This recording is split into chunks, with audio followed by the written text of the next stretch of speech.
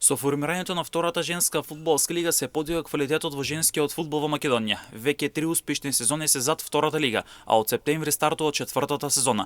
Повеќе нема големи разлики со 15-20 погодици. Во првата лига има поголема израмнетост и неизвестност, а во втората лига има поголем мотив кај екипите, со тоа што веќе се формираат и нови екипи како Слободен. Околу квалитетот и развојот на женскиот фудбал во Македонија разговаравме со селектор на женската фудбалска репрезентација на Македонија, Александар Андов во спортскиот магазин Трибина на Емнет. Предходно функционираше само една лига, тоа беше прва македонска женска фудбалска лига со 16 клуба, 13-14 и нивото беше, да не кажам, несолидно. Се гледаше и по резултатите на надпреварите и по резултатите на самата женска фудбалска репрезентација.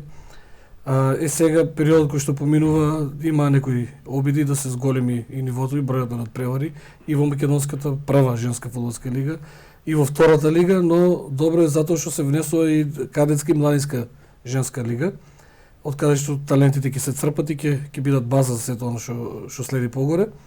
Но мислам дека квалитетот се подигна на првата македонска женска фудбалска лига. Сега втората лига е нешто као база, као основа на сите клубови кои што тргнуваат да се надпреваруваат во женски фудбалска лига, но селекторот Антов даде свое видување за тоа како би требало да се формулира начинот на надпреварување во првата женска фудбалска лига. Треба да се најде формат. Форматот кој што јас го замислувам е дека треба да има 8 екипи во првата македонска женска фудбалска лига. Бројот во втората женска фудбалска лига да биде зголемен на екипи и да се игра плейоф и плейаут, да биде трокружен систем. После вториот систем веќе да се игра тој плейоф и плейаут. Рамноправноста на екипите ќе биде многу поголема, квалитетот во првите 4 екипи кои игра 4 надпревари помеѓу себе ќе биде уште поголем.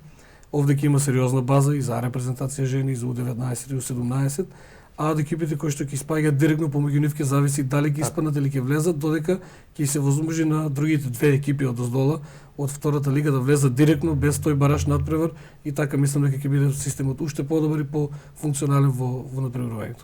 Медиумската покриveност според селекторот е многу важна во развојот на фудбалот. Еве сега отворено ќе зборам, нели се направи некоја видливост, стратегија за видливост на женски фудбал, се донесе дури некој знакче кој што би било заштитен знак од Фудбалска федерација за женската лига, но да бидам искрен е дека сум гостен сега во вашата емисија, од големо значење за тренерите она што го правите вие како телевизија.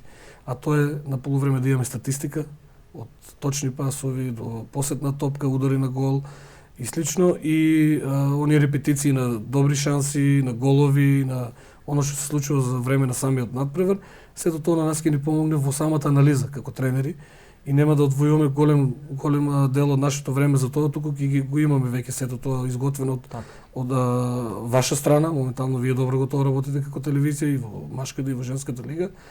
Сега пример треба да следат и второлигашите. Мислам дека треба и втората женска фудбалска лига да биде медиумски подигната уште повисоко.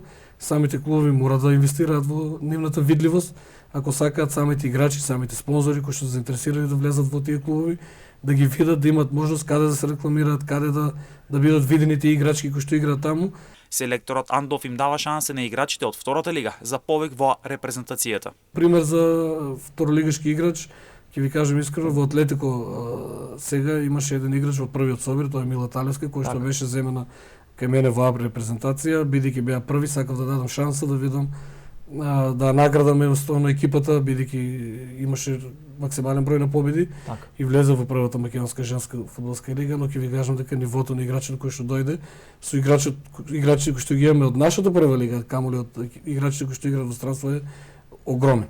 И сето тоа не ти дава за право да се осмелиш и втор пат и трет пат да го правиш тоа, но ако бидат видени и ако влезат веќе во прва лига, ги имаш на радар, ги следиш и... Во првата женска фудбалска лига настапуваат 10 екипи, а во втората лига минатата сезона настапува 8 екипи, а во новата сезона се очекува овој број да се зголеми.